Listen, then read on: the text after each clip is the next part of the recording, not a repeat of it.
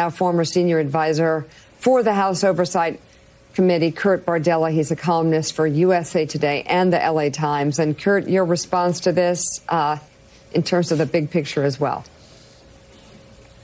You know, it's really something, Mika, that House Republicans are more willing to try to attack Nancy Pelosi than actually hold the people responsible for inciting the violence with their alarmist rhetoric in the first place, like former President Donald Trump. This is a repeat of a playbook that we've seen time and time again. We saw it during the Benghazi proceedings when Republicans tried to make that Hillary Clinton's fault, held multi-year-long investigations that culminated with her more than 11-hour testimony before the House Select Benghazi Committee. And now they're trying to do it again with Nancy Pelosi, despite the fact that they seem to be conveniently ignoring the reports that Donald Trump refused to intercede, that it was actually Vice President Mike Pence who may have ordered the additional support that came on January 6th. If they want to have an investigation, if they want to get to the real truth about what happened, what the chronology was, and who's ultimately responsible, that's going to have to include talking to the former Trump administration officials, talking to Vice President Mike Pence, maybe even talking to Donald Trump himself about why he delayed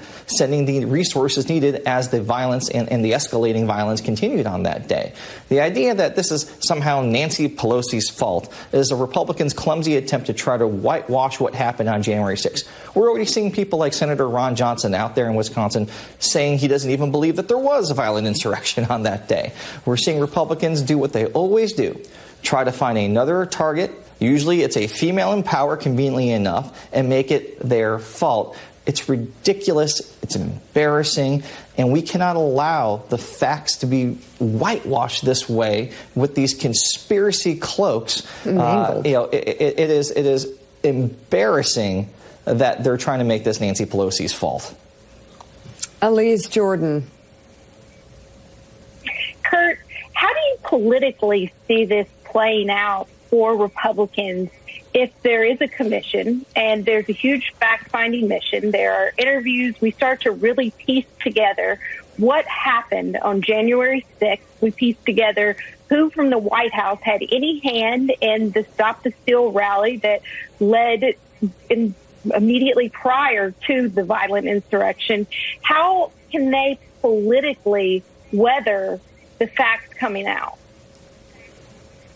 You know, Elise, I think that this is a political dynamite that Republicans are playing with right now. If Republicans want to see a repeat of the incredibly compelling and powerful presentation that House impeachment managers made last week, this is what we're going to keep getting. It's almost as if they want to keep talking about January 6th for some reason when that is a losing hand for them. Nothing tells the American people the story of how extreme and dangerous the Republican Party has become than reliving and relitigating the events of January 6th. And that's really what they're daring Democrats to do. They're daring Nancy Pelosi and House Democrats to have these proceedings that point by point, minute by minute, will retell the story over and over and over again.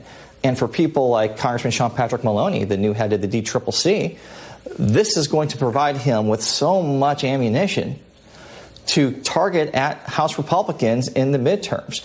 This will be the most powerful reminder of the extremism of the Republican Party that they'll ever have at their disposal, and why House Republicans think it's to their benefit to relitigate that is politically clueless to me. I don't understand what they think they're going to get out of this other than continuing to radicalize their already radicalized base and feed them this fiction and this folly.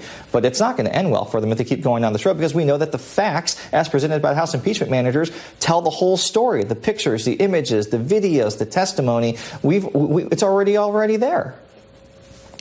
Kurt Bardella, thank you very much. And Elise Jordan, thank you as well. And still